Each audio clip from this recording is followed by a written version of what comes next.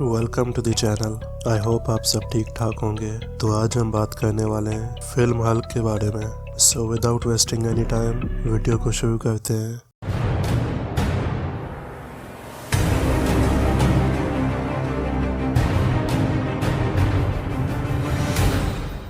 तो फिल्म शुरू होती है और हम एक रिसर्च साइंटिस्ट डेविड बैनर को देखते हैं जो डिफरेंट एनिमल्स पे एक्सपेरिमेंट कर रहा होता है। उसका गोल होता है कि वो कोई ऐसी इन्वेंशन करे जिससे इंसान अपने ज़ाया हुए हाथ पाँव को फिर से रीजनरेट कर सके और इंसानी जिस्म पे किसी भी बड़े से बड़े हथियार का कोई भी असर ना हो। पर उसे इन एक्सपेरिमेंट्स को इंसानों पे टेस्ट करने की इजाज़त नहीं मिलती, जिसकी वजह से वो इन एक्सपेरिमेंट्स को खुद पे टेस्ट करता है, जिससे उसका डीएनए म्यूटेट हो जाता है। कुछ महीनों बाद उसके यहाँ एक बेटा पैदा होता है जिसका नाम ब्रूस बैनर होता है और उसका डीएनए भी अपने डैड की तरह म्यूटेट होता है, जिसकी वजह से ब्रूस को अपने बचपन में किसी भी चोट का असर नहीं होता। जब डेविड को पता चलता है कि ब्रूस का डीएनए भी म्यूटेट है तो वो उसका कोई इलाज ढूंढने की कोशिश करता है। इन एक्सपेरिमेंट्स की खबर होने पर उसका सुपरवाइजर रॉस उसके एक्सपेरिमेंट्स को बंद करवा देता है और डेविड गुस्से में आकर बदला लेने के लिए बेस के एक गामा रिएक्टर को एक्टिवेट कर देता है, जिससे बेस में एक धमाका होता है और वो घर वापस आकर ब्रूस को मारने की कोशिश करता है ताकि उसे आने वाले खतरनाक नतीजों से बचा सके। पर इसी बीच उसकी बीवी को चाकू लग जाता है जिससे उसकी डेथ हो जाती है और डेविड को अरेस्ट करके मेंटल हॉस्पिटल भेज दिया जाता है। इस सदमे की वजह से ब्रूस को अपने बचपन के बारे में कुछ भी याद नहीं रहता और उसे अडॉप्ट कर लिया जाता है और उसे लगता है कि उसके माँ बाप की डेथ हो गई है।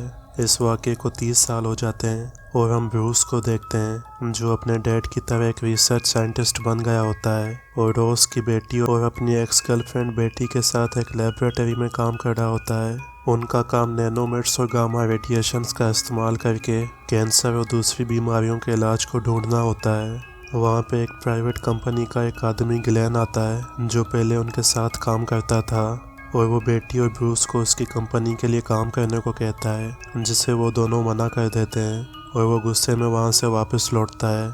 उसी दिन एक्सपेरिमेंट के दौरान एक एक्सीडेंट हो जाता है जिसकी वजह से उसके साथी पे गामा रेडिएशंस पड़ने वाली होती हैं, पर ब्रूस उसे बचा लेता है और गामा रेडिएशंस उसे लगती हैं। उससे हॉस्पिटल में होश आता है और बेटी भी हैरान होती है कि वो जिंदा कैसे है, जिसके जवाब में वो उससे कहता है कि वो पहले से काफ़ी बेहतर महसूस कर रहा है। उसी रात उससे एक अनजान आदमी मिलने आता है जो उससे कहता है कि उसे वो वजह पता है जिसकी वजह से ब्रूस जिंदा है। साथ ही वो उसे बताता है कि वो ब्रूस का डैड है और उससे ब्रूस के बचपन में हुए उस इंसिडेंट के बारे में बताता है, जिस पे ब्रूस यकीन नहीं करता। जाते हुए वो ब्रूस से कहता है कि उसे अपने गुस्से पे नज़र रखनी होगी।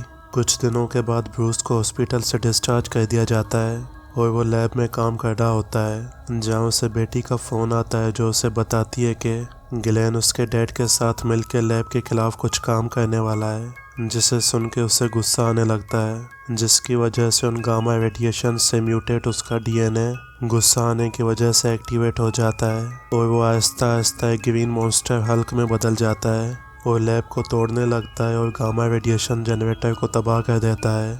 डेविड ये सब छुप के देख रहा होता है, जिसे ब्रूस देख लेता है और डेविड अपने एक्सपेरिमेंट को कामयाब देखकर खुश होता है। ब्रूस जो उसे देख के कंफ्यूज हो गया होता है वो छत को तोड़ के वहाँ से भाग जाता है। अगले दिन बेटी उससे मिलने आती है और वो उसे डेविड के बारे में बताता है। बेटी उसे लैब के तबाह हो जाने की खबर देती है, पर ब्रूस को इस बारे में कुछ भी याद नहीं होता। वहाँ बेटी का डैड आता है जिसे ब्रूस पे शक होता है क्योंकि उस वक्त लैब में उसके अलावा और कोई नहीं था, जिस वजह से वो ब्रूस को नज़रबंद कर देता है। रॉस ब्रूस से पूछताछ करता है और उससे उसके बचपन के इंसिडेंट्स के बारे में पूछता है, पर ब्रूस को कुछ भी याद नहीं होता। रॉस ब्रूस को उसकी बेटी से दूर रहने को कहता है। बेटी डेविड का एड्रेस निकालती है और उससे मिलती है और लैब में हुए इंसिडेंट के बारे में पूछती है, जिसके जवाब में वो उसे कहता है कि ब्रूस अनोखा है। ब्रूस अपने घर में नज़रबंद होता है और उससे डेविड का फ़ोन आता है जो उसे बताता है कि उसने अपने सुपर पावर्ड गामा डॉग्स को बेटी को मारने को भेजा है। उसने ऐसा इसलिए किया होता है ताकि वह ब्रूस के अंदर के हल्क को बाहर निकाल सके। ब्रूस वहाँ से निकलने के बारे में सोचता है, तभी वहाँ ग्लेन आता है जो गुस्से में होता है क्योंकि रॉस ने उसे बेटी और ब्रूस को अकेला छोड़ने को कहा होता है। वो ब्रूस को मारता है जिससे उसे गुस्सा आ जाता है और वो हल्क में ट्रांसफॉर्म हो जाता है और ग्लेन को मारता है और गार्ड से बच के वहाँ से भाग जाता है और बेटी से मिलता है जो उसे पहचान जाती है। तभी डेविड के बनाए गए 3 म्यूटेट कुत्ते वहाँ आते हैं जो ब्रूस पे हमला करते हैं। वो बेटी को उनसे बचा लेता है और इन तीनों को मार देता है, जिसके बाद वो थक जाता है और कुछ ही देर में नॉर्मल हो जाता है और उसे बताता है कि ये कुत्ते डेविड ने भेजे थे और वो उससे भी एक मॉन्स्टर बनाना चाहता है। अगले दिन वहाँ पे कुछ सोल्जर्स आते हैं जो ब्रूस को बेहोश करके वहाँ से ले जाते हैं, जिन्हें रॉस ने बेटी के कहने पे वहाँ भेजा होता है। वो उसे एक कंटेनर में बंद करके उसी बेस में लेकर आते हैं जहाँ रॉस और उसके डैड ने काम किया था। बेटी अपने डैड को समझाने की कोशिश करती है कि उन्हें ब्रूस की मदद करनी चाहिए, पर रॉस उसकी कोई भी बात नहीं मानता क्योंकि उसे लगता है कि ब्रूस भी अपने डैड की तरह किसी खतरनाक एक्सपेरिमेंट पे काम कर रहा है और रॉस को ब्रूस के ट्रांसफॉर्मेशन के बारे में भी पता चल गया होता है। डेविड ब्रूस के तोड़े गामा रेडिएशन जनरेटर को फिर से बनाता है और खुद पे एक्सपेरिमेंट करता है जिससे वो एक सुपर ह्यूमन बन जाता है और किसी भी चीज़ को छूने से उसकी प्रॉपर्टीज़ को हासिल कर लेता है, जिससे वो एक गार्ड को मार देता है। रॉस के सुपीरियर्स ब्रूस के मामले को रॉस से लेकर ग्लेन की कंपनी को ये काम देते हैं।